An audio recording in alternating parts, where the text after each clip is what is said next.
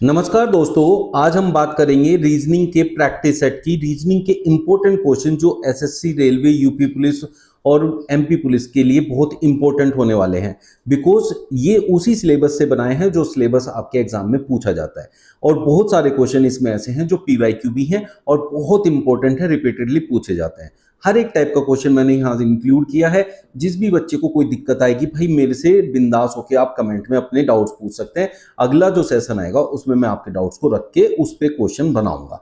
तो देखिए कैसे क्वेश्चन आते हैं। जैसे हमारे पास पहला क्वेश्चन, उसने कहा यदि 81 माइनस 196 5 है, 64 माइनस 36 2 है, तो 289 माइनस 16 क्या होगा। अगर आप चैनल पे नए हैं तो चैनल को सब्सक्राइब कर लेना और बेल आइकन प्रेस कर देना। उससे आपको डेली हर एक सेशन का नोटिफिकेशन मिलता रहेगा। डेली आप लोगों के लिए लेके आऊंगा ऐसे बढ़िया प्रैक्टिस क्वेश्चन जिसके अंदर आप लोग अपनी तैयारी कर सकते हैं। रीजनिंग का पूरा कोर्स हमारे साथ तैयार कर सकते हैं। तो चलिए स्टार्ट करते हैं पहला क्वेश्चन। अब इस क्वेश्चन में देखो क्या है। इस क्वेश्चन में हमारे पास ये एक बड़ी सी संख्या है, ये भी एक बड़ी संख्या है, उससे जो आ रहा है वो बहुत छोटी संख्या है।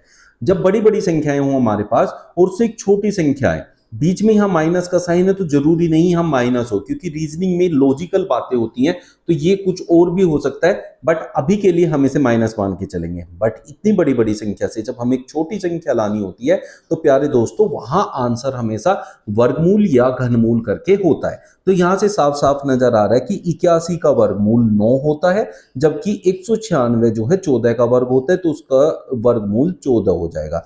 अब हम देखें कि 14 और 9 का ऐसा क्या संबंध है कि हमें 5 मिल जाए।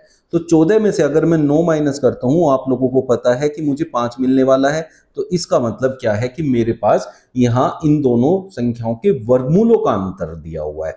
अब क्या करते हैं, अब 9 में से 14 माइनस करके तो -5 आता है। तो ऐसे क्वेश्चंस में माइनस के साइन को इग्नोर कर देते, क्योंकि ये रीजनिंग है तो उसमें लॉजिक लगाना आपको बस इतना ही है। जैसे अब यहां देखिए, इसी लॉजिक को यहां फिट करके देखते हैं। जो आपके पास पहली वैल्यू होती है ये एक पैटर्न बताता है, दूसरा उसको कंफर्म करता है, तीसरा फिर आपको आंसर बताना होता है। तो रीजनिंग में हमेशा याद रखना है कि दूसरे वाले को चेक जरूर करना है, नहीं तो आंसर गलत होने के चांसेस हैं। वर्गों की बात हो रही थी तो 64 किसका वर्ग है, 8 का, और 36 किसका वर्ग है, 6 का। इन दोनों का अंतर कितना होता है, 2 होता है। तो उसी पैटर्न को यहां यूज किया हुआ है। अब हम बात करेंगे 289 की। 289 17 का वर्ग होता है तो इसका वर्गमूल 17 हो जाएगा, और 16 4 का वर्ग होता है तो इसका वर्गमूल 4 हो जाएगा, और इन दोनों का अंतर 13 है, जो कि हमें ऑप्शन ए में दे रखा है। तो ऑप्शन ए हमारा करेक्ट आंसर हो जाएगा। इस टाइप के क्वेश्चन बहुत पूछे जाते हैं और इनमें हमें बस सिर्फ देखना होता है लॉजिक, क्या उसने लॉजिक फिट किया हुआ है। कई बार ये ऐसा भी होता है कि यहाँ जो आपका अंतर है वो अंतर ना हो कि कुछ और भी दे सकते हैं, यहाँ योग करके भी आ सकता था आंसर। तो इस माइनस का मतलब सिर्फ माइनस नहीं होता है, ये अलग हो जाता है किसके अंदर, आपका रीजनिंग के अंदर। चलिए दूसरे क्वेश्चन की ओर चलते हैं। दूसरे क्वेश्चन में क्या दिया है, देखो मेरे दोस्तों, यहां बात करते हैं कि गैप्स की। छोटा एबीसीडी में लिखा है और बीच बीच में गैप्स दिया है। इस टाइप के जो क्वेश्चन होते हैं वो नंबरिंग में भी आने स्टार्ट हो गए हैं, पहले सिर्फ छोटी एबीसीडी में ही आते थे। तो इनमें क्या करते हैं, इनमें बनाते हैं पेयर, पेयर्स बना के और हम लोग उनमें फिर एक पैटर्न फाइंड करते हैं। तो ऐसे टाइप के क्वेश्चन गलत होने के बहुत चांसेस होते हैं। तो उसको कैसे करते हैं ध्यान से समझिए। यहाँ देखिए, पहले काउंटिंग करने की हमारे पास कितनी जगह अवेलेबल है। तो हमारे पास 1 2 3 4 5 6 7 8 9 10 11 12 13 14 15 16 17 18 19 20, हमारे पास 20 जगह है। तो अब हम क्या करेंगे, 20 के ऐसे पेयर बनाएंगे जो हमारे ये बराबर बराबर बट जाए। तो 20 को मैं तोड़ सकता हूं 4 और 5 में, 4 और 5, या तो मैं 4 के पेयर बना लूंगा या तो मैं 5 के पेयर बना लूंगा। तो हमेशा छोटे वाले के पेयर बनाना, ताकि हम लोगों को बड़े जो गैप होते हैं उनमें पैटर्न फाइंड करने में ज्यादा दिक्कत आती है। तो छोटे गैप्स हमेशा आप कंसीडर करेंगे, और उन छोटे गैप्स में अगर पैटर्न नहीं भी फिट होगा तो उससे एक आइडिया मिल जाएगा कि 5 वाला क्या बनने वाला है। तो 1 2 3 4 1 यहां बन गया, 1 2 3 4 ये हो गया, 3 और 1 4 ये हो गया, 2 3 4 ये हो गया बच्चों। इसके होने के बाद, ये बनाने के बाद दोस्तों क्या करना है, आपको देखना है जहां सबसे ज्यादा अल्फाबेट दिए हैं उस वाले पैटर्न को। जैसे यहां देखो, यहां 3 जगह भरी हुई है, यहां भी 3 जगह भरी हुई है, तो इनमें से आपको आंसर मिलेगा। और एक ही है जिसमें 3 जगह भरी हुई है, इसमें भी 3 जगह भरी हुई है। अब यहां देखो, जैसे इसमें ए सी बी है और यहाँ ए सी है और यहाँ देखिए सी ए है, तो इसलिए हम देख रहे हैं कि ये दोनों एक जैसे से बनने की कोशिश में है। ए सी के बाद बी है, तो अगर मैं यहाँ बी लगा दूं इसके अकॉर्डिंग, तो यहाँ आखिर में फिर डी होना चाहिए, तो ये डी हो जाएगा, तो ए सी बी डी। लेकिन आप देखो ये वाला जो जगह है एक छोड़ने के बाद अगली जगह है, तो इसका मतलब पीछे भी एक छोड़ के यही पैटर्न यहाँ मिलेगा आपको। तो इसमें पहले ए होना चाहिए, देखो ए सी बी बन गया और पीछे डी होना चाहिए, ए सी बी डी। तो इन्होंने क्या किया है, पहला पैटर्न तीसरा और पांचवा एक जैसा बनाया है। अब हमें देखना है कि दूसरा और चौथा थोड़ा सा अलग होगा, उसे हमें फाइंड करना है कि वो कैसे होगा। अब उसके लिए दो तरीके हैं, मैं दोनों तरीके आपको समझाता हूं, जो आपको ठीक लगेगा वो आप यूज कर सकते हैं। पहला तो है मेरा तरीका जो मैं बताने जा रहा हूं आपको, वो ये है कि यहाँ देखो ए सी बी डी, इसमें ए बी सी डी चारों अल्फाबेट का यूज हुआ है, इसमें भी चारों अल्फाबेट यूज हुए हैं, इसमें भी चारों अल्फाबेट यूज हुए हैं। तो हमारे हिसाब से रीजनिंग का पैटर्न ये कहता है कि इसमें भी चारों जो है अल्फाबेट यूज होंगे। तो ए सी बी है, डी नहीं है, तो इसे मैं यहाँ में डी लगा सकता हूं। अब हमें देखना है इस चीज को ऑप्शन से कंफर्म करना पड़ेगा कि ये पूरा का पूरा जो हमने भरा है किसी ऑप्शन में मौजूद है या नहीं है।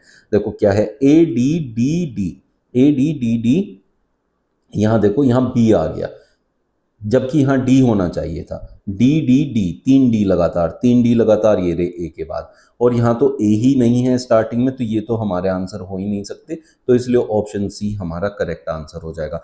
अब उम्मीद करता हूं कि अब आगे से आप लोग इसको बिल्कुल सही लगाएंगे, ऐसे गैप्स फिल करके। इसमें वर्ड वाले भी होते हैं और इसमें नंबर वाले भी होते हैं, नंबरिंग वाले अभी मैं आप लोगों को नेक्स्ट वाले सेट में कराऊंगा। ये आता है पासे का क्वेश्चन। ऐसा कोई एग्जाम नहीं होता जिसके अंदर पासे का क्वेश्चन ना आए, लेकिन पासे अगर दो होते हैं तो बहुत आसान होता है। दो वाले पैटर्न मैं आप लोगों को सिखा चुका हूं, और जिन्होंने नहीं सीखे हैं उस पर मैं एक अलग से सेशन ले लूंगा। अब इसमें जब तीन वाला होता है तो तीन वाले में सबसे ज्यादा हम लोग क्या करते हैं वो समझिए। तीन वाले में सबसे इंपॉर्टेंट होता है कि ए, जैसे उसने कहा ना ए के विपरीत क्या है, तो जिसके विपरीत पूछा है उसको देखो कितने पासे में मौजूद है। अगर वो एक से ज्यादा पासे में मौजूद है तो उसके साथ जो जो है उनको लिख लो। जैसे ए के साथ यहाँ बी है और डी है, ए यहाँ मौजूद था, ए के साथ डी है और बी है, फिर ए के साथ ई है और डी है, यहाँ ई है और डी है, डी तो हम पहले ही लिख चुके हैं। अब ये सारे ए के साथ हैं, समझिए बात को। अब अगर देखो जैसे मान लीजिए ये ए है, इसके पीछे मतलब इसके विपरीत जो वो होगा वो यहां होगा, ये पीछे छिपी हुई जगह पे। इसका मतलब जो इसके विपरीत होगा वो दिखाई भी नहीं देगा हमें क्वेश्चन के अंदर, और उसके साथ होने का तो सवाल ही पैदा नहीं होता क्योंकि वो उसके विपरीत होता है। तो ये दो यहां देखें डी और बी इसके साथ में है, तो क्या इसके विपरीत हो सकते हैं? नहीं हो सकते, तो इसलिए ये नहीं हो सकते। तो डी बी ई इसके साथ दिए हुए हैं कहीं ना कहीं किसी ना किसी पासे में, इसका मतलब ये इसके विपरीत कभी नहीं हो सकते। और जो जो यहाँ अल्फाबेट दिए उनमें सिर्फ एक एफ बचता है जो कि यहाँ मौजूद है और जिसको हम कह सकते हैं कि ये इसके विपरीत होगा, तो ऑप्शन डी आपका करेक्ट आंसर हो जाएगा। ये आप समझ सकते हैं जब दो से ज्यादा पासे हैं तो कॉमन लेके किस किस पासे में वो है जो हमें पता करना है, उसके साथ जो जो है बस उनको हटा दो, जो बचेगा वही आपका आंसर हो जाएगा। अगले क्वेश्चन की ओर देखते हैं, उसमें क्या दिया हुआ है। ये देखो, ये क्वेश्चन जो होते हैं ये होते हैं non verbal reasoning. Non verbal reasoning का मतलब होता है जिसमें आपके जो है पिक्चर वगैरह दी हो। अब ये जो क्वेश्चन है इस क्वेश्चन को पढ़िए। प्रश्न आकृतियों में दिखाए अनुसार कागज को मोड़ के उसमें छेद करने तथा खोलने के बाद वह किस उत्तराकृति जैसा दिखाई देगा। तो प्रश्न आकृति में हमने पेपर को मोड़ा है फिर उसमें छेद किया है, तो फोल्डिंग एंड अनफोल्डिंग वाला क्वेश्चन होता है। तो हमारे पास ये पूरा एक पेपर था, इसको हमने ऐसे मोड़ा, तो जो भी आप यहाँ करोगे, सपोज यहाँ हमने किया, तो जब इसको वापस अनफोल्ड करोगे अगर यहाँ किया है तो वो यहाँ भी दिखाई देगा, ऐसे वो दूसरी तरफ भी आ जाएगा। ऐसे ही फिर इस पेपर को हमने ऐसे फोल्ड किया, अब यहाँ जो कुछ करोगे वो यहाँ दिखाई देगा और फिर जब इसको अनफोल्ड करोगे वो यहाँ भी दिखाई देगा, ऐसे हो जाएगा। अब इसको फिर से फोल्ड कर दिया अंदर की तरफ, तो यहाँ जो दिखाई देगा वो यहाँ भी दिखाई देगा और यहाँ भी दिखाई देगा जब हम इसको खोल के वापस से ऐसे बनाएंगे जैसे ये था। फिर हमें इसके बाद ऐसे बनाना है, तो ऐसे बनेगा, तो जब ये ऐसे, तो ये कोने यहाँ आ जाएंगे दोनों और ये यहाँ बन जाएगा ऐसे, ठीक है। तो ऐसे करते करते ये सारी जगह घेर देगा और यहाँ पूरा एक सर्कल बन जाएगा और पूरा सर्कल देखो यहाँ बना हुआ है। यहाँ भी बना हुआ है लेकिन ये 4 में है, जबकि 2 और 2 4 तो हमारे यहीं पर आ जाएंगे। ठीक है बच्चों, तो इस तरीके से बात करते हैं कि ये दोनों कोने यहाँ दोनों कोनों को भर देंगे, ये दोनों कोने यहाँ दोनों कोनों को भर देंगे, ऐसे करके। ठीक है, तो इस तरीके से अगर हम देखें ये पैटर्न ऑप्शन डी में फिल होता है और किसी में भी फिल नहीं होता है। तो उम्मीद करता हूं ऐसे टाइप के क्वेश्चन अब आप आगे बिल्कुल सही कर देंगे, फोल्डिंग एंड अनफोल्डिंग वाले। नेक्स्ट क्वेश्चन देखते हैं अगले प्रश्न में क्या दिया हुआ है। अगले प्रश्न में जो हमें है उत्तर आकृति को पूरा करना होता है, मतलब कोई भी आकृति का कुछ भाग हम गायब कर देंगे और उस गायब भाग को आपसे पूछा जाएगा कि भाई कौन सा ऑप्शन उसे फिल कर सकता है। तो इसमें एक एक पैटर्न को पकड़ के चलते हैं। जैसे अगर हम लाइनों का पैटर्न देखें तो लाइनें नीचे से ऊपर की तरफ ऐसे गई हुई हैं, तो ऊपर से नीचे वाली लाइन इसमें नहीं आ सकती, ये भी नहीं हो सकता और ये भी नहीं हो सकता, दो चीजें हो गई। दूसरा, अब जो हमारा आकृति पूरी करनी है वो ऐसे आएगा ऊपर से, तो वो ऐसे आएगा ना कि ऐसे जाएगा, तो इसलिए ऑप्शन ए भी नहीं हो सकता, ऑप्शन सी हमारा करेक्ट आंसर हो जाएगा। इस तरह के होते हैं आकृति को पूरा करना, मतलब कंप्लीट द इनकम्प्लीट फिगर। अगले प्रश्न में देखिए, ये इस टाइप के क्वेश्चन बहुत पूछे जाते हैं, तो ये एक इंपॉर्टेंट क्वेश्चन आप लोगों के लिए बन जाता है, लेकिन बहुत आसान होता है। लेकिन इसका पैटर्न अगर आप समझते हैं तभी। निम्नलिखित विकल्पों में से वह शब्द चुनिए जो दिए गए शब्द के अक्षरों का प्रयोग करके नहीं बनाया जा सकता। इसमें दो तरह के क्वेश्चन होते हैं, एक होता है कि बनाया जा सकता है, एक होता है कि नहीं बनाया जा सकता। अब उसने कहा है नहीं बनाया जा सकता, इसका मतलब 3 ऑप्शन ऐसे होंगे जो इन अक्षरों का प्रयोग करके बन जाएंगे। तो जो ये इन्फ्लेशनरी दिया है इसके सारे लेटर ही हम यूज कर सकते हैं। अगर हमें आई 2 बार यूज करना है तो आई 2 बार मौजूद होना चाहिए, इसका ये मतलब होता है कि आई 2 बार यूज करना है तो 2 बार ही होगा। ऐसा नहीं कि ऊपर आई मौजूद है तो नीचे आप कहो कि आई है तो सही ऊपर, चाहे हम कितनी बार भी यूज करें, ऐसा नहीं है। उसमें जितनी बार वो देगा उतनी बार ही यूज करना है। तो सबसे पहला देखें फ्लेयर, FLAIR, तो FL ये रहा, A ये रहा और I भी है और R भी है, सारे लेटर ऊपर मौजूद है तो ये बन सकता है। फॉल्टी, FAU, अब यहाँ U का प्रयोग हुआ है जबकि U ऊपर कहीं भी हमें दिया हुआ नहीं है, तो इससे हम कह सकते हैं कि ऑप्शन बी हमारा करेक्ट आंसर हो जाएगा। जबकि बाकी दोनों बन सकते हैं, अगर हम चाहें तो इसे एक बार कंफर्म भी कर सकते हैं। जैसे राशन, RATION, RA ये रहा, TION ये रहा। नेशन, नेशनल भी इसमें से बन सकता है, NATIONAL, तो क्या हो गया NATIONA और L यहाँ से उठाएंगे तो ये भी बन सकता है। तो इसलिए हमारा आंसर हो गया ऑप्शन बी, क्योंकि उसने हमसे पूछा था कौन सा नहीं बनाया जा सकता, प्रयोग करके नहीं बनाया जा सकता, तो U इसमें मौजूद है और ऊपर मौजूद नहीं है, तो U नहीं बनाया जा सकता। अगले प्रश्न में देखिए, ये होते हैं वैन आरेख के क्वेश्चन। वैन आरेख के क्वेश्चन में क्या होता है कि हमें एक संबंध स्थापित करना होता है, और वो संबंध देखिए, शेर और लोमड़ी। शेर और लोमड़ी दोनों अलग अलग प्रजाति के होते हैं और अलग अलग जो है टाइप के काम में इन्वॉल्व होते हैं, तो वो एक जैसे तो नहीं होते, उनका आपस में कोई संबंध नहीं होता है, तो इसलिए उन्हें हम अलग अलग बनाएंगे। अब अगर मांस बक्सी की बात करें तो मांस बक्सी होता है मांस खाने वाला, अब ये दोनों मांस खाते हैं तो इसलिए मांस बक्सी के अंदर आएंगे, तो ये कहलाएगा कि ये पूर्णतः समाहित होंगे, इसे ऐसा कहते हैं रीजनिंग की लैंग्वेज में। बट मांस बक्सी और उसके अंदर 2 जानवर हैं, शेर और लोमड़ी, इसका मतलब वो दोनों मांस पे निर्भर होते हैं लेकिन एक दूसरे से कोई संबंध नहीं रखते हैं, तो इसके अंदर वो अलग अलग बनाए जाएंगे। तो इस हिसाब से हमारा ऑप्शन सी जो है करेक्ट आंसर है। हर एक एग्जाम में वैन आरेख का क्वेश्चन आता है और वैन आरेख जो है हमारे कथन निष्कर्ष बनाने में भी बहुत यूजफुल होते हैं। अगले प्रश्न में, प्रश्न नंबर 8 में हमें क्या कह रहा है, कौन सा क्षेत्र महासागर और अटलांटिक महासागर को निरूपित करता है। महासागर कौन सा है हमारा, ये है, और अटलांटिक महासागर कौन सा है, ये है। ठीक है भाई, लेकिन आर्कटिक महासागर को नहीं, आर्कटिक महासागर कौन है, ये है। जिसको हमें निरूपित नहीं करना उसको हम नहीं लेंगे, उसको हम काट देंगे।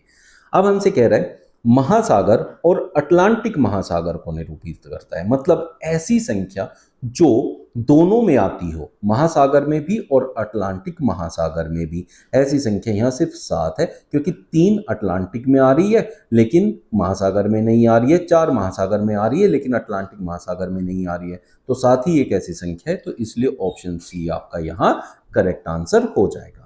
9वें प्रश्न में देखिए क्या कह रहा है, निम्न विकल्पों में से असंगत विकल्प का चयन करें। तो मतलब ऐसे क्वेश्चन जो होते हैं ना, उसके अंदर 3 एक प्रकार के होते हैं और एक अलग होता है, इसीलिए इसे फाइंड द ऑड वन भी कहते हैं। मतलब जो डिफरेंट है, 3 एक जैसा पैटर्न को फॉलो कर रहे होंगे, तो इसमें से हमें वो अलग ढूंढना होता है। चलिए ढूंढते हैं कैसे होगा। अब इनमें यहां देखें AWAY, तो सारे के सारे लेटर जो इधर मौजूद हैं वो उधर भी मौजूद हैं। तो इसका मतलब सीधा सा ये निकलता है कि इनकी जो जगह है वो हमने बदली होगी, इनकी प्लेसेस का रीअरेंजमेंट किया होगा।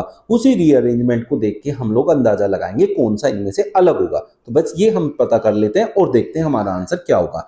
जैसे अब हम यहाँ देखें, WA जो बीच में था वो यहाँ आ गया WA, और Y पहले था A बाद में, उसने ऐसा लिखा है, जबकि A हमारा पहले है Y बाद में है, तो YA हो गया। ठीक है, तो बीच वालों को एज इट इज लिखा गया है। यहाँ बीच वाले EE ऐसे कैसे लिखे गए हैं और T और M ये लिखा गया है, तो ये दोनों एक जैसे हैं। अब इसी पैटर्न को जो तीसरा फॉलो कर रहा होगा वो इनके जैसा होगा, और जो इसे फॉलो नहीं कर रहा होगा वो हमारा आंसर होगा, क्योंकि हमें अलग फाइंड करना है। तो हमारे पास क्या, बीच वाले दोनों ऐसे कैसे लिखने हैं। तो IK को हमें IK ही लिखना था, वो नहीं लिखा हुआ है, जबकि यहाँ AV को AV लिखा गया है और E और H अलग कर दिए गए हैं जैसे ऊपर किए गए। तो इसलिए हम कहेंगे ऑप्शन सी हमारा करेक्ट आंसर होगा। बाकी तीनों उस पैटर्न को फॉलो कर रहे हैं जो पहला कर रहा है। प्रश्न 10, अब ये होते हैं आपके एनालॉजी के क्वेश्चन, और एनालॉजी के क्वेश्चन में आप लोगों को बहुत ध्यान रखना है, जब नंबर एनालॉजी हो तो उसमें क्या होता है बच्चों, इन दोनों का संबंध आपस में होगा। ठीक है, अब यहाँ असंगत विकल्प आपको पता करना है। असंगत विकल्प अभी पीछे समझाया, 3 एक जैसे होंगे और एक अलग होगा। पिछले वाला था आपका अल्फाबेट वाला और ये है नंबर वाला। अब यहाँ हमें देखने से पता चल रहा है कि 19 और 361 में सीधे सीधे पता है, जिनको वर्गों की ज्ञान है उनको पता है कि 19 का वर्ग 361 होता है। अब इसी प्रकार से हम देखें तो 23 का जो वर्ग होता है, देखो वर्ग निकालने का तरीका समझाता हूं, जिसको नहीं आता है वो सीख सकते हैं। इस संख्या का वर्ग करो, 3 3 9, फिर इन तीनों की गुणा करो, 2 3 6 दूनी 12, एक यहाँ कैरी हो जाएगा, फिर इसका वर्ग करो, 2 दूनी 4 और 1 5, 529 होता है। इसने 539 लिखा हुआ है, तो इसका मतलब क्या है कि या तो इसको फॉलो करेगा या तो इसको फॉलो करेगा। अगर सब में स्क्वायर होगा तो ये अलग हो जाएगा, और सब में स्क्वायर नहीं होगा तो फिर पहले वाला अलग हो जाएगा। बस यही होता है इसका तरीका। तो अब हम देखें, यहाँ 28 का वर्ग 784 और 17 का 289 होता है, तो इसका मतलब ऑप्शन बी यहाँ अलग है, उसमें वर्ग नहीं दिया, बाकी तीनों में वर्ग दिया है। अब जरूरी नहीं होता है दोस्तों कि इसमें सब में वर्ग ही हो, क्या पता ये 539 मतलब यहाँ 529 वर्ग हो तो उससे 10 ज्यादा लिखा है, तो इसमें 784 से 794, 89 से 99 अगर लिखा होता तो फिर फर्स्ट वाला अलग हो जाता। समझ गए? तो जरूरी नहीं है कि ये वर्ग वाला ही हमेशा एक जैसे हो। नेक्स्ट प्रश्न में क्या कह रहा है, प्रश्न आकृति में कितने आयत हैं। आयत की बहुत प्यारी सी तरीका समझाता हूं। इसके अंदर क्या होता है, देखो जैसे हमारे पास एक आयत है, इसमें से अगर मैं बीच में एक लाइन खींच दूं ऐसे, तो यहां 1 से 3 में परिवर्तित हो जाता है। कैसे, एक ये हो गया, एक इधर वाला हो गया 2, और तीसरा कहां से बनेगा, ये पूरा एक तीसरा हो जाएगा। तो इसलिए जब भी हमारे पास एक आयत हो और उसमें बीच में एक लाइन आ जाए तो वहां से हमें तुरंत 3 आयत मिल जाते हैं। तो ऐसे अगर हम देखें तो एक आयत ऐसा है, तो इसका मतलब इसमें बीच में लाइन आने की वजह से यहाँ 3 आयत हो जाएंगे। एक ऐसा यहाँ पर भी है, इसमें बीच में लाइन आने से एक 3 आयत यहाँ मिल जाएंगे। और अगर देखूं तो बड़ा वाला देखो, एक बार बड़े वाले में देखें तो ये आप देखें तो इसमें भी बीच में एक लाइन है, तो यहाँ से भी 3 मिलने चाहिए। लेकिन समझने की बात क्या है कि अब ये 3 जैसे होंगे, यहाँ समझना है आपको, ऊपर वाला हम पहले ही काउंट कर चुके हैं, तो इसका मतलब एक ये नीचे वाला और एक ये बड़े वाला, तो फिर हमें 2 ही मिलेंगे। तो इसलिए हम कहेंगे 2 यहाँ से प्राप्त हो गए। अब इससे अलग हमें यहाँ कोई और नहीं मिल रहा है, तो 3 3 6 और 2 8, तो इसलिए इसमें टोटल 8 जो है आयत मौजूद है। अगले प्रश्न में क्या कह रहा है, यदि पेल को 2134 के रूप में कोडबद्ध किया जाता है, जब भी आपको अल्फाबेट दिए हों, जैसे यहाँ PALE दिया है और उसके कोड दिए हों, तो ये ज़्यादातर आपके नंबरिंग पे निर्भर करते हैं। जैसे P जो है हमारा कितने नंबर पे आता है, 16 नंबर पे, तो यहाँ दिया है 2। अब इसमें खूबी क्या है, इस टाइप के जो क्वेश्चन होते हैं, जब आपको एक से ज़्यादा जो भी आपका वहाँ अल्फ़ाबेट दिए हैं, एक से ज़्यादा कोई भी वहाँ कुछ लिखा हुआ है, जैसे यहाँ पेल लिखा है, यहाँ अर्थ लिखा है, तो जब ऐसे होता है तब ऐसा भी होता है कि इनके कोड इनके सामने ही मौजूद होते हैं। जैसे यहाँ P के सामने 2 मौजूद है, A के सामने 1 मौजूद है। इसको कंफर्म करते हैं अर्थ वाले से, A के सामने कौन सा मौजूद है, 1 है। इसका मतलब हमने ना कोड यहाँ नंबर के हिसाब से, उनकी प्लेस वैल्यू के हिसाब से नहीं लिखा है, बस यहाँ दे रखा है और हमें कंपेयर करके यहाँ से आपको उनके कोड उठाने हैं। अब ये कहाँ से आपको कंफर्म हुआ, एक तो इससे कंफर्म हुआ, दूसरा कंफर्म करने का तरीका होता है कि जिसका आपसे पूछा है उसमें जो जो अल्फाबेट मौजूद हैं वो सारे अल्फाबेट ऊपर होंगे।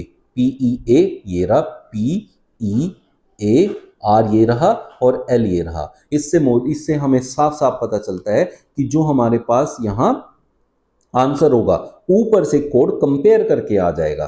तो P का कोड यहाँ 2 बनता है और E का कोड हमारा 4 बनता है, A का कोड हमारा देखें तो 1 बनता है और R का कोड यहाँ देखिए तीसरे नंबर वाला 5 बनता है और L का कोड जो है यहाँ तीसरे नंबर वाला 3, 2 4 1 5 3, 2 4 1 5 3 ऑप्शन बी में दे रखा है।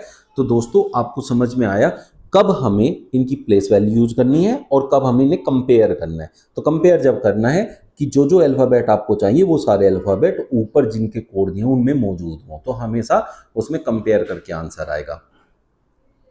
अगले वाला क्वेश्चन ये है कोडिंग और डिकोडिंग का। अब भाई इसमें कोड कैसे बनते हैं, कोड बनते हैं उसके अनुसार। अब वो जो बात कहेगा हमें ये मान के चलना है कि वो जो भी कह रहा है वो सत्य है, उसमें कोई भी कमी नहीं है, उसके अनुसार हमें चल के अपना काम करना पड़ेगा।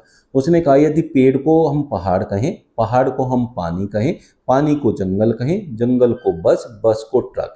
यहाँ से हमें कोड मिल गया हर किसी का, भाई पहाड़ जो है वो पेड़ का कोड है और पानी जो है, पहाड़ को पानी कहना है तो पहाड़ का कोड पानी हो गया। तो सबसे पहले इस तरह के क्वेश्चन में सबसे लास्ट में पहुंचना है। उसने कहा मछली कहाँ रहती है, ये आपको अपनी नॉलेज से निकालना है पहले। तो मछली कहाँ रहती है बच्चों, पानी में रहती है। तो जो पानी है उसका कोड फिर हमें ऊपर से निकालना है, वो हमारा आंसर होगा। पानी पे आप यहाँ टिक नहीं करेंगे, ये गलती नहीं करनी है, क्योंकि उसने कहा कि भाई हम पानी को क्या कह सकते हैं, हम पानी को जंगल बोलेंगे। तो हमारी कोडिंग ये है कि हम पानी को जंगल बोलेंगे, ठीक है। और वो मछली कहाँ रहती है, पानी में रहती है। जब हम यहाँ क्वेश्चन कर रहे होते हैं तब हम इन कोड का प्रयोग नहीं करते, तब पहले अपना आंसर निकालते हैं एक्चुअली में वो क्या होगा। तो मछली कहाँ रहती है, वो पानी में रहती है। फिर हम देखेंगे पानी को इसने क्या कहा है, पानी को जंगल कहा है, तो हमारा आंसर होगा ऑप्शन सी। तो इस कोड के हिसाब से हम कह सकते हैं कि मछली जंगल में रहती है। अगले प्रश्न में क्या कह रहा है, GECA को 8642 कोडित किया जाता है, तो उसी प्रकार HFBD को कैसे कोडित करेंगे। तो अब ये प्लेस वैल्यू पे निर्भर करेगा। प्लेस वैल्यू पे क्यों निर्भर करेगा बच्चों, क्योंकि यहाँ G जो है हमें पता है अंग्रेजी वर्णमाला में 7 नंबर पे आता है, जबकि इसने कहा उसका कोड 8 है। E जो है हमारा वो 5 नंबर पे आता है अंग्रेजी वर्णमाला में, जबकि इसने कहा उसका कोड 6 है। C जो है हमारा वो 3 नंबर पे आता है, जबकि उसने कहा इसका कोड 4 है। और A हमारा 1 नंबर पे होता है, जबकि इसने कहा उसका कोड 2 है। तो बच्चों आप समझ गए होंगे कि जो जो इनकी प्लेस वैल्यू है उनसे एक एक बढ़ा के हमने लिखा हुआ है, वही हमारा आंसर है। तो अब हमें इनके कोड निकालने हैं जो कि अंग्रेजी वर्णमाला में किस जगह पे आता है, कौन सी प्लेस पे अंग्रेजी वर्णमाला में होगा वो निकालना है, और उसमें एक ऐड करके आपको उसका कोड मिलेगा। जबकि जो H होता है वो 8 नंबर होता है, तो उसका कोड हो जाएगा 9, एक बढ़ा के हमें लिखना है। F जो है हमारा कितने नंबर पे आता है, 6 नंबर पे आता है, तो एक बढ़ा के लिखना है। कितना हो जाएगा बच्चों, 7 हो जाएगा, ठीक है। B 2 नंबर पे आता है तो 3 लिखना है यहाँ, ठीक है बच्चों। D 4 पे आता है तो हमें 5 लिखना है। तो 9 7 3 5 जो कि ऑप्शन 1 में दिया हुआ है, तो ऑप्शन ए हमारा करेक्ट आंसर हो जाएगा। प्लेस वैल्यू बहुत मायने रखती है, तो इसलिए अंग्रेजी वर्णमाला में कौन सा अल्फाबेट किस नंबर पे आता है ये आपको याद करना पड़ेगा। ये बहुत इंपॉर्टेंट हो जाता है। तीन चीजें बहुत खास होती हैं रीजनिंग के अंदर, कौन सा अल्फाबेट किस नंबर के उस पे आएगा अंग्रेजी वर्णमाला में, वो याद करना है, वर्ग याद करने हैं, घन याद करने हैं। ये तीन चीजें अगर आपको अच्छे से आती है तो रीजनिंग आपके लिए बहुत आसान होने वाली है। नेक्स्ट क्वेश्चन में कह रहा है लेफ्ट को हम राइट लिख सकते हैं तो वर्टिकल को हमें क्या लिखना है। तो बहुत सारे बच्चे क्या करते हैं, एल का आर से संबंध ढूंढने बैठ जाते हैं, ई का आई से संबंध ढूंढने बैठ जाते हैं, लेकिन और ये होता भी है इसके अंदर जो एनालॉजी के क्वेश्चन है उनमें यही होता है, पहले लेटर का पहले लेटर से रिलेशन होता है। लेकिन बच्चों इसमें एक बात याद रखना कि कई बारी इसमें सिर्फ हमारा लेटर का नहीं पूरे के पूरे शब्द का भी रिलेशन होता है। अब यहां देखें, पूरे शब्द का अगर कोई मतलब बनता है तो उसमें पूरे शब्द का रिलेशन होगा। जैसे लेफ्ट का मतलब होता है बायां और राइट का मतलब होता है दायां, तो इसका मतलब पूरे शब्द का पूरे शब्द से रिलेशन दे रखा है। लेफ्ट का बिल्कुल विपरीत राइट होता है। वैसे ही वर्टिकल वर्टिकल होते हैं ऐसे ऊपर की तरफ, और उसका विपरीत होता है हॉरिजॉन्टल जो नीचे की तरफ होता है। तो हम कहेंगे ऑप्शन सी। अब ये अंग्रेजी शब्दकोश पे निर्भर वाला क्वेश्चन था, है विलोम शब्द का, लेकिन अंग्रेजी शब्दकोश में थोड़ा ज्ञान जिसको है उसको ये आसान लगने वाला है। नीचे दिए गए विकल्पों में से संबंधित शब्द को चुनिए। यहां भी हमें जो है एनालॉजी का क्वेश्चन है, और यहां जो दिया है हमें संबंध वो दिया है तालाब और पानी। तालाब और पानी का एक रिलेशन ढूंढना है। अब हमें पता है तालाब में भरा जाने वाला पदार्थ जो है वो पानी होता है, या तालाब के अंदर जो पाया जाता है वो पानी होता है। तो उसी प्रकार से माउंटेन पे क्या पाया जाता है वही हमारा आंसर हो जाएगा। पक्षी, पक्षी तो पेड़ों पे होते हैं, माउंटेन के ऊपर पेड़ हो सकते हैं लेकिन उसके ऊपर होंगे। चढ़ना माउंटेन पे नहीं पाया जाएगा। जानवर पाए जा सकते हैं बट जो सबसे कॉमन है जो माउंटेन पे पाया जाएगा वो है चट्टान, क्योंकि चट्टानों से मिलके ही माउंटेन बनता है, तो ये ज्यादा इससे मेल खाता है। तो इसलिए हमारा आंसर हो जाएगा ऑप्शन डी।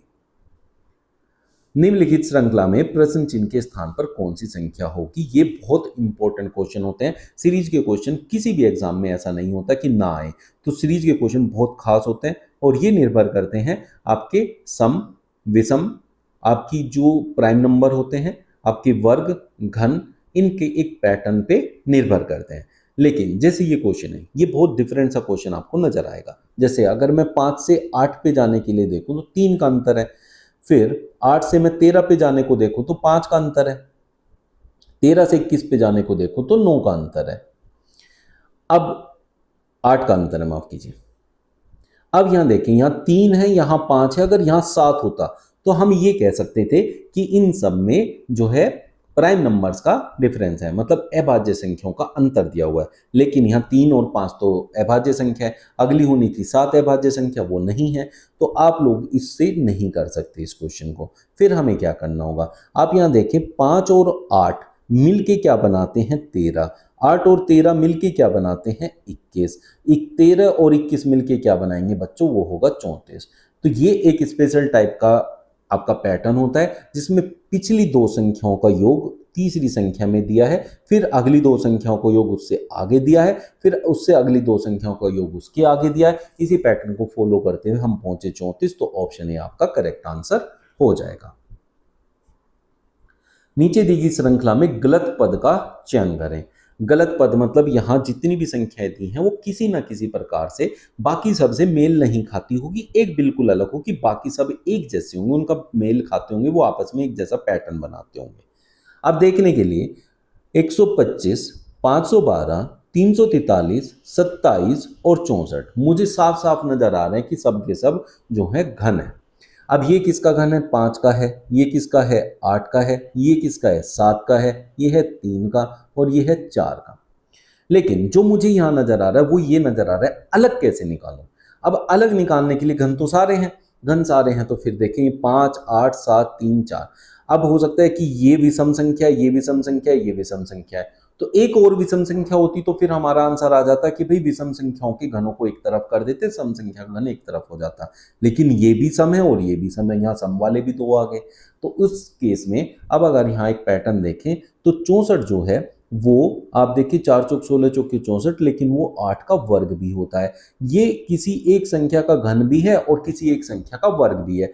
बाकी लेकिन सारी संख्याएं किसी ना किसी का घन ही है, लेकिन किसी का वर्ग नहीं हो सकती, तो इसलिए यहाँ 64 इस श्रृंखला से अलग बन जाता है। तो ये हो गया हमारा गलत पद। अब ये देखिए, पहले मैंने आप लोगों को सिखाया था अल्फाबेट्स। अल्फाबेट्स में आप लोगों को गैप फिलिंग सिखाई थी। अब हमारे पास आ गए नंबर्स, तो नंबर्स में भी हमारे गैप फिलिंग हो सकते हैं। जैसे छोटी एबीसीडी में बीच बीच में गैप्स होते हैं, तो ये नंबर्स में भी हो सकते हैं। उसी को यहाँ दिया हुआ है, तो उसका हम क्वेश्चन सोल्व करने वाले हैं। इसमें देखेंगे हमारा क्या अलग होगा या क्या पैटर्न बनेगा यहाँ। तो उसमें मैंने आप लोगों को बताया था कि आपको पेयर्स बनाने होते हैं ऐसे क्वेश्चन में। तो पेयर्स कैसे बनाते हैं, पहले देखेंगे कितनी जगह यहाँ पर है। 1 2 3 4 5 6 7 8 9 10 11 12 13 14 15 16। अब 16 की बात करें तो 4 4 के पेयर बन सकते हैं, बस सीधे सीधे। तो 4 4 के पेयर बनाते हैं, तो एक ये बन गया, 1 2 3 4 ये बन गया, 1 2 3 4 1 2 3 4। इसके बाद मैंने आप लोगों को बताया था जहां 2 से ज्यादा आपके पास दिए होंगे, जगह भरी हुई होगी, उस वाले की तरफ जाना है। जैसे ये भरा हुआ है, यहाँ 3 है, ठीक है बच्चों।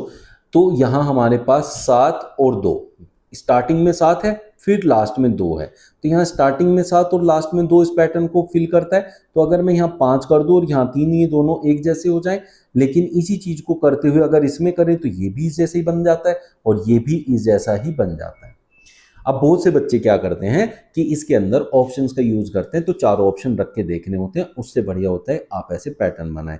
तो हमारा जो बन गया वो है 3 7 2 5, 3 7 2 5 7 3, जो कि ऑप्शन सी में दिया हुआ है। ये जो क्वेश्चंस हैं ये बहुत ज़्यादा ऐसे रिपीटेड क्वेश्चंस हैं जिसमें से आपके हर एक टॉपिक में से क्वेश्चन आपके एग्जाम में आएगा ही आएगा। तो इस तरह के क्वेश्चन डेली तैयार करने के लिए हमारे साथ जुड़ सकते हैं। हम लोग आप लोगों के लिए डेली एक ऐसा प्रैक्टिस क्वेश्चन लाएंगे। अब आप लोगों के लिए एक आपका रीजनिंग टेस्ट, डेली एक क्वेश्चन आपको मिलेगा। इसका आंसर आपको कमेंट बॉक्स में बताना है कि भाई यहाँ क्या होने वाला है। आप लोगों ने जो कुछ सीखा उसके आधार पे इसको एक आंसर देख के जाएंगे। इस क्वेश्चन को हम कल डिस्कस कर लेंगे, कल वाले प्रैक्टिस सेट के अंदर, कि भाई इसका आंसर क्या होगा। फिर आप लोग देख सकते हैं किस किस का आंसर वहाँ सही था। जिन्होंने चैनल को सब्सक्राइब नहीं किया है कर लीजिए, बढ़िया ऐसे प्रैक्टिस सेट पाने के लिए। मिलता है कल फिर। Thank you.